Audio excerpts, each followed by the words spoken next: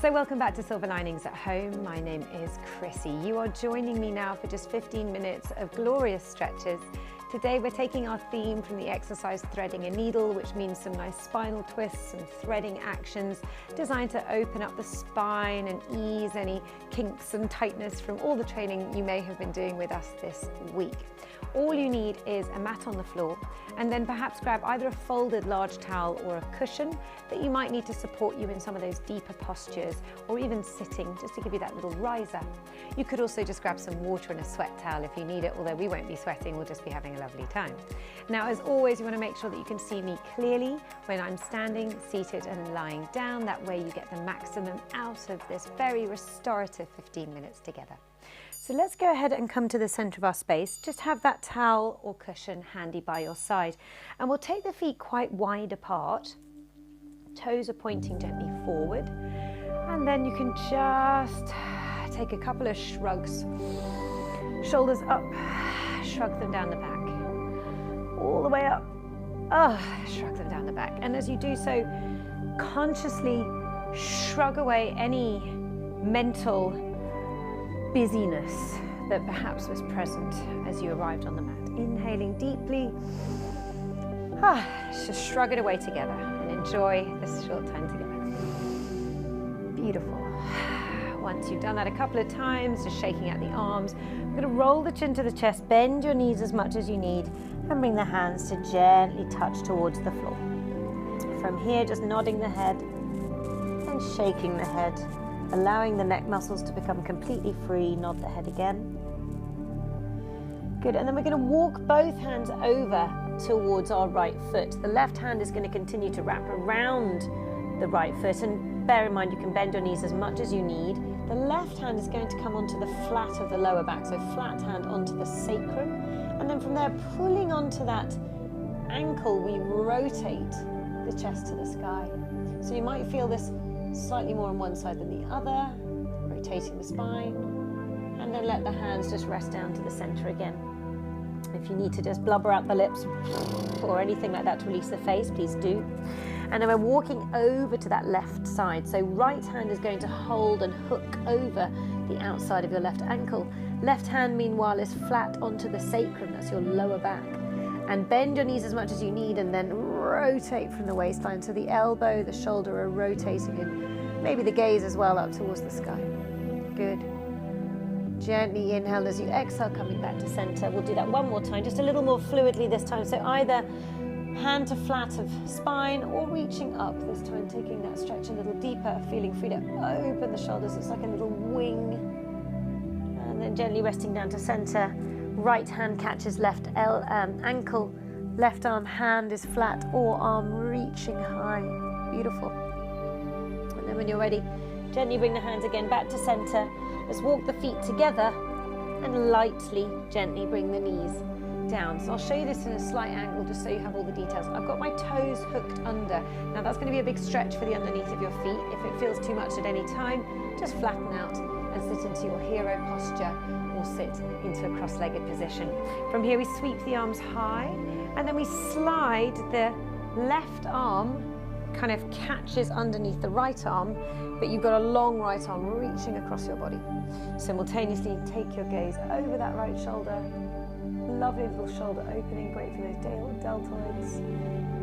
And let's switch the sides. So right arm is now going to hook underneath left. Shoulder glides down the back, gaze just rotating over the left shoulder. Be conscious of that shoulder melting down and into the back, like you're putting your shoulder blade into your back pocket. Good. Nice, and from there you're probably ready to release those toes, so let's do exactly that.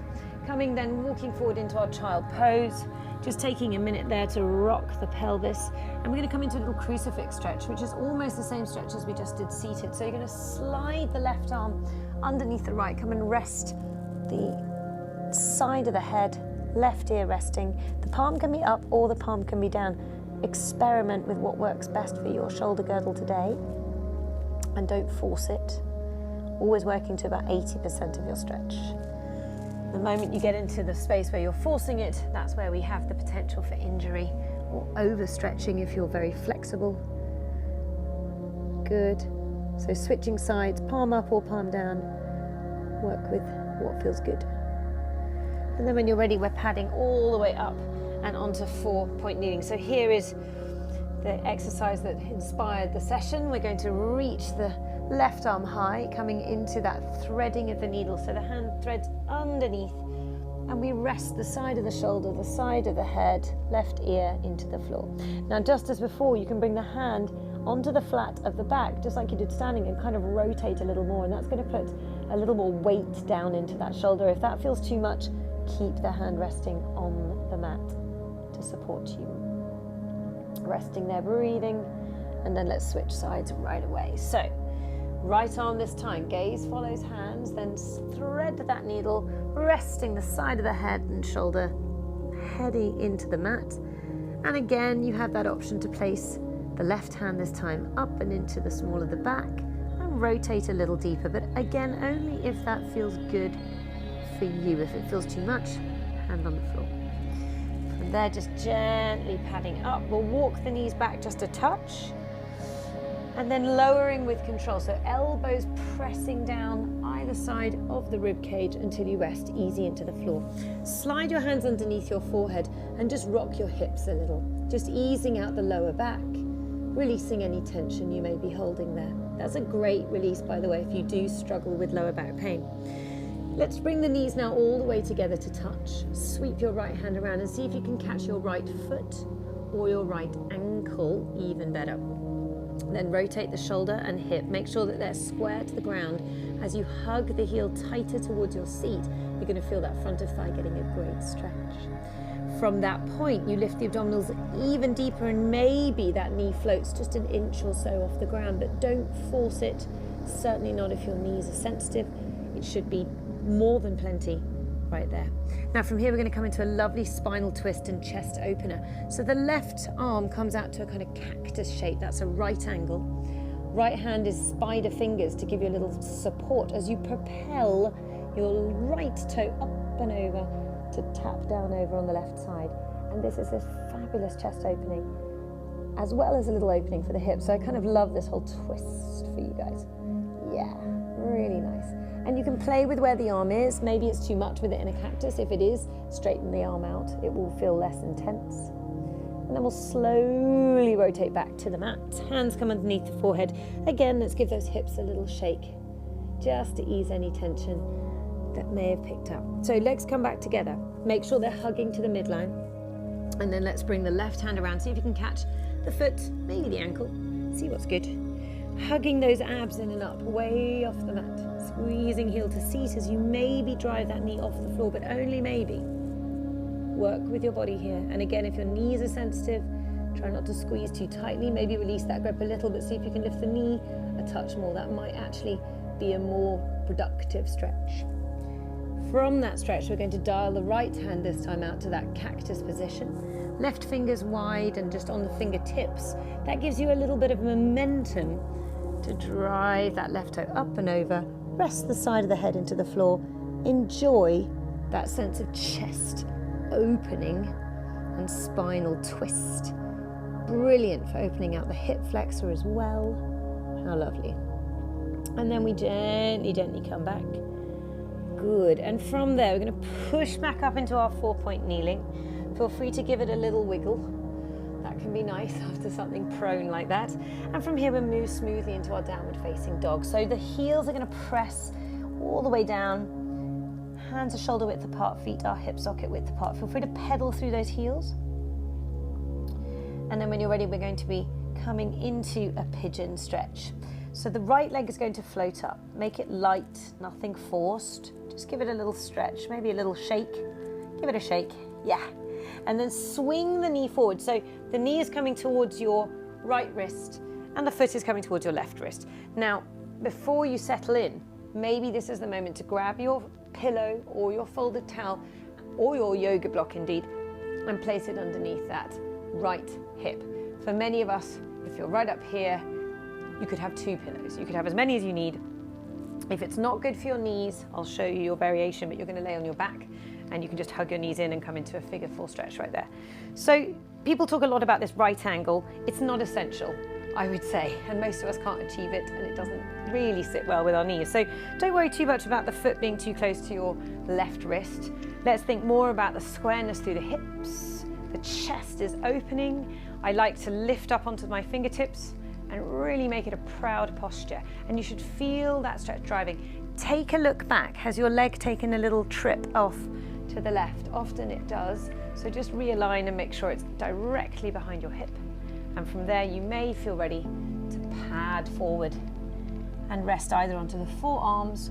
You could use your little towel as your pillow and rest all the way down. We're going to stay here for a few breaths and try, as you breathe, to focus only on that breath and maybe enjoy rather than fight that sensation of release, that radiating stretch that's going on through your hip. If you are experiencing any sharp needle-like pains in your knees, please come to figure 4 on your back, like so. Last breath here, deep breath in, and long breath out. And then we're going to move back into our downward facing dog as smoothly and graciously as we can. And don't worry if it wasn't that gracious, we'll work on that. Good, so pad out the heels. It's a work in progress, like all things. Every day is different in your body and it will just feel very different. So let's go the other side. So the left leg this time, lift up high, give it a little shake and a wiggle, all the way out to the ends of the toes, good. And then swinging the knee forward, knee rests by left wrist. And as I say, don't get too tied up with that foot needing to be at a right angle. It's okay for it to be at a sort of 45-degree angle. If you need that little riser, it's going underneath your left hip this time. And make sure that then you're rolling that right hip forward. The leg is fully extended and directly behind your hip. So again, not heading out to the right. Coming up onto the fingertips, lifting the chest, lifting the gaze. Let's take a deep breath in, proud posture here. And then exhale, padding forward. It's slow. You can choose where you rest. Make sure it is somewhere where you can release into, submit to it. Shoulders gently down the back, release the jaw and the facial muscles. If you did fold all the way forward on the first side, please be sure to match your second side to your first. So always choosing our depth and of course acknowledging sometimes the stretch feels very different on each side, and that's to do with those misalignments in our bodies and perhaps years and years of training in a particular way. Good, so from there we're going to again gently come up when you're ready. Hook the back toes elegantly, smoothly, pressing back and into your downward facing dog. Good. Taking a moment there, and we're going to walk the feet gently forward again. So they're coming towards your wrists. Now, a couple of options here. If you're very tight, holding onto the calves is a great option, and then you can wrap around them as you deepen your stretch. Some of you may be able to hold the ankles, some of you may be able to slide the flat of your hand facing up so the toes are resting just into the crease of your wrist. So whichever option you're taking, the movement, if you like, is the same. Check your parallel through the feet. We'll take an inhale, we'll rise the chest and gaze forward.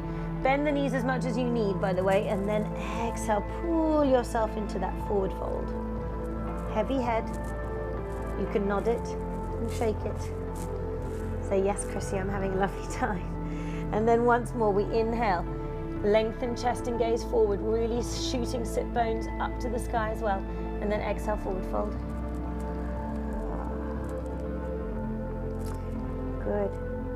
Last time, inhaling, lengthen, really shooting those shoulders down the back. So wherever you are, whether it's here or there, see if we can go deeper. So you might be able to catch the opposite wrist. You might be able to just hang on to the ankle now, or you might wish to go for that full yogic Padahastasana here.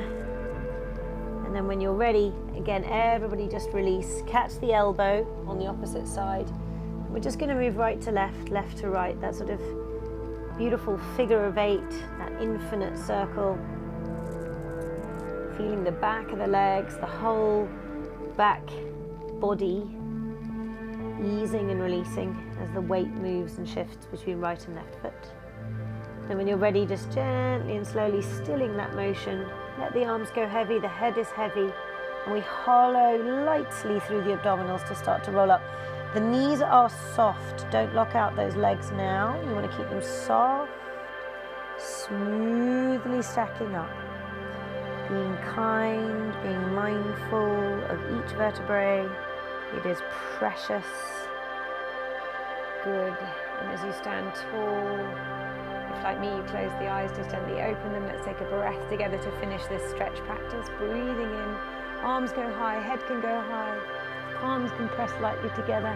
And as they float down towards heart center, take a moment of gratitude for taking time for you, time for your body, time to stretch those muscles, time to calm the mind. Thank you for joining me today at Silver Linings at Home. It's been a pleasure to have you with me, and I look forward to seeing you all very soon indeed.